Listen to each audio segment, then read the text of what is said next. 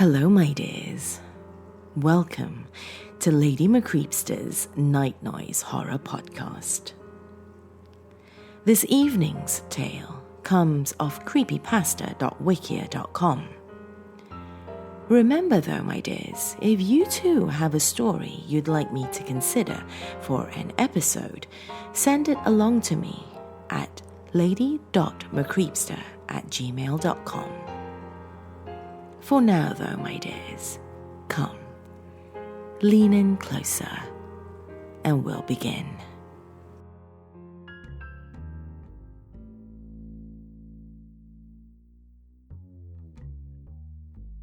The hum is a worldwide phenomenon only about 2% of the population is able to hear. It is described as a low humming noise between 30 and 40 hertz, akin to a diesel engine running off in the distance. Only, if one were to search for the location of the truck, they'd never find it. Many people who can hear the hum live in the country and say it is often louder in the wee hours of the night and on weekends. Sometimes they experience vibrations, nosebleeds, headaches, and sometimes even diarrhea. There are at least 3 suicides linked to the hum, in which the constant drone became so unbearable and unceasing that the only escape for these people was death. The hum, reportedly, cannot be drowned out or recorded with an electronic device. I worked on a Canadian task force, investigating the hum for about 2 years. The team was formed shortly after our town, which will remain undisclosed, finally decided to address the rapidly growing number of noise complaints. We were basically a group of hand-picked citizens who could hear the hum that received some special training and a shiny badge that didn't do much except to get us free drinks at the bar downtown.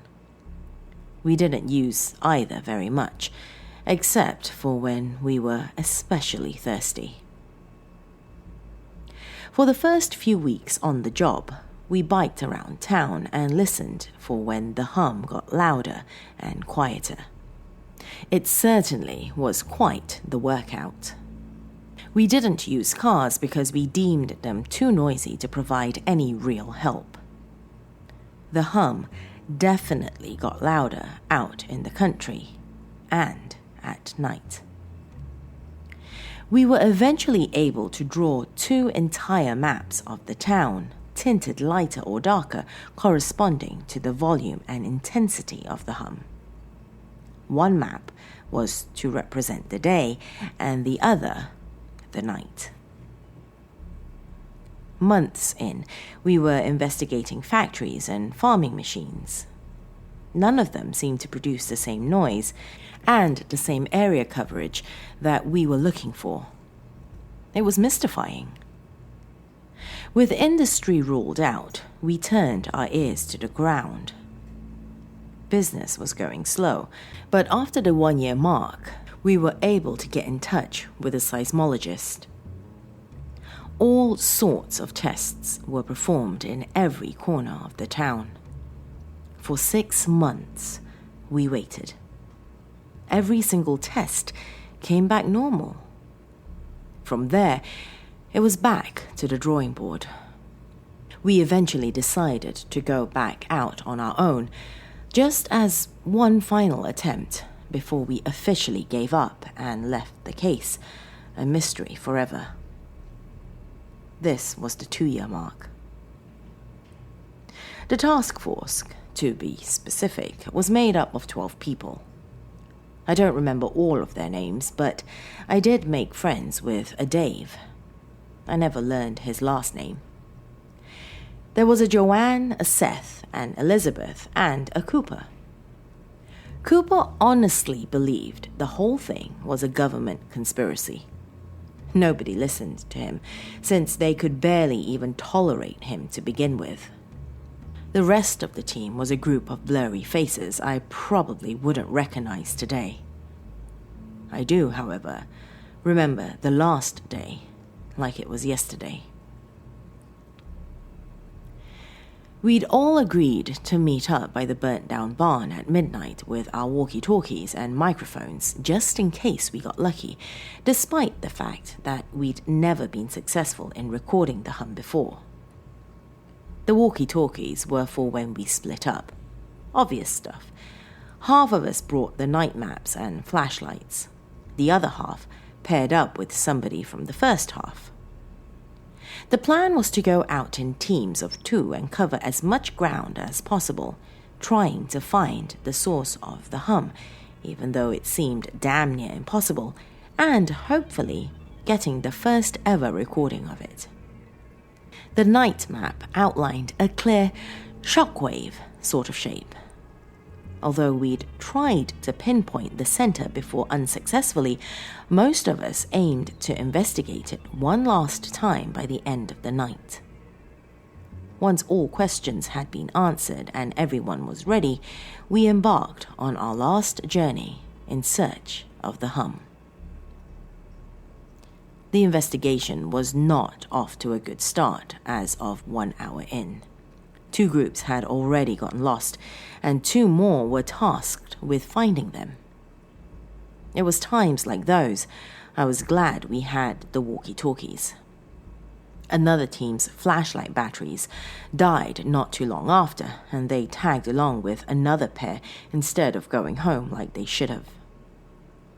There were a few arguments and unforeseen mud patches, but after that, things seemed to be clearing up. The only obstacle left was the hum itself. Dave and I knew we were getting closer to the middle of the shockwave when both of us got nosebleeds at the same time.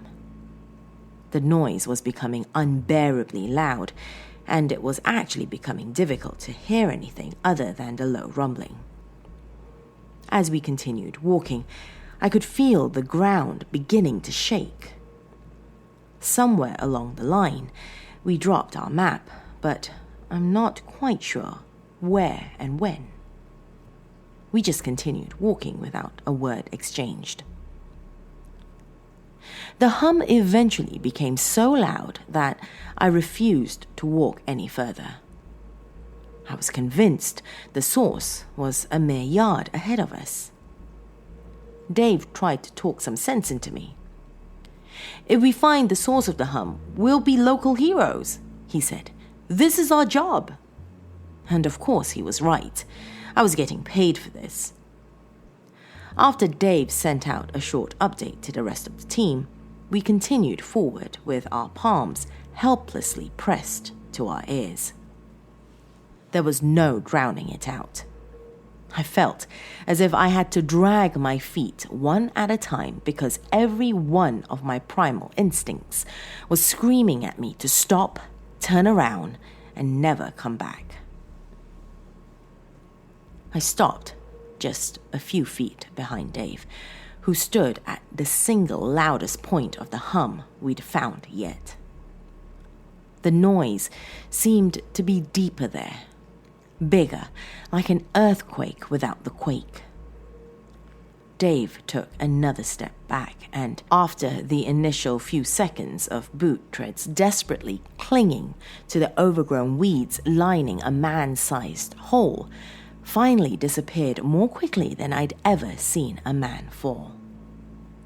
He screamed like a banshee until his voice faded back into the all-consuming noise that was the hum. I frantically called after him, but I couldn't lean in any further, or I feared I would either burst an eardrum or fall in after him. I searched for the walkie-talkie, but realized he must have had it with him when he fell.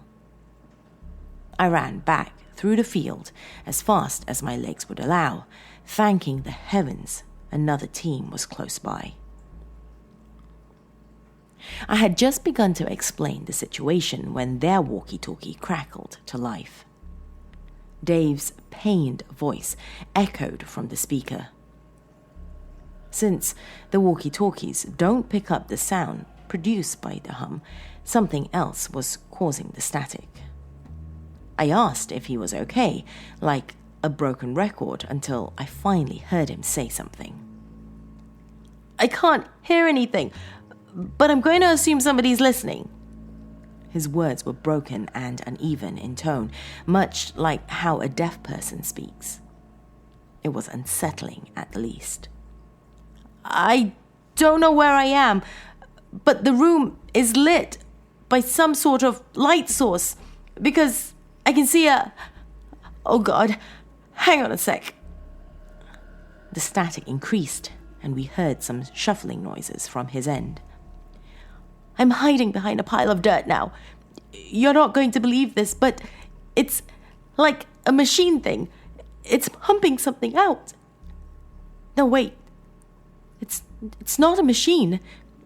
It has a mouth. Holy shit, The walkie-talkie then erupted into a static-ridden mess of panicked rambling and a strange metallic banging. Several seconds later, we heard Dave again. "Leave the field! Leave this town! There's nothing good for us here!" His words became more rushed with every short sentence. "Forget the hum! These things, I don't know what to call them, but they're crying! That's the hum! It's not a factory! The one right in front of me just noticed me! I don't know if it can move, but it's even louder now that I've made all this noise.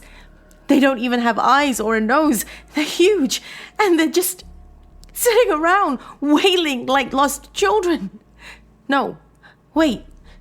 Something's tunneling in from the wall. It just broke the surface. Dear God, there's got to be at least 200 of these things. They're swarming it. No, now they're looking at me. These ones have eyes, completely white. Oh God, they're charging. Teeth. Never leave." The transmission ended. We all stood there in shock, Elizabeth with tears streaming down her cheeks. None of us dared to get any closer to the hum. Nobody went looking for Dave that night, or any night after that, for that matter. We all went back to HQ without a word. His family filed a missing persons report, but upon sending our audio recordings to the police, they dropped the case immediately. I've since moved far away from that town. For a while, my new life offered a solace I hadn't felt in years. It was so uplifting, and I'd never felt so safe. That is, until I recently noticed a low humming noise at night, and it's only been getting louder. Last night, I barely slept. Not because of the noise. No, I'm used to that by now. It's because I couldn't stop thinking the same damn thing all night as I stared blankly up at the ceiling. They're everywhere.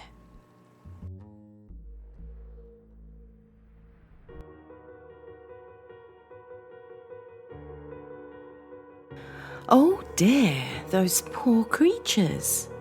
What can we do to help them? If you enjoyed this tale, my dears, be sure to leave me a comment on YouTube along with a thumbs up. If you're listening on the podcast, do leave a review or pop me a message on Twitter or Facebook. My handle is simply Lady McCreepster on both. If you have just discovered my realm, welcome, my lovely. Be sure to hit subscribe and that bell icon too if you're on YouTube before you leave. Till next time, my lovelies, sweet dreams.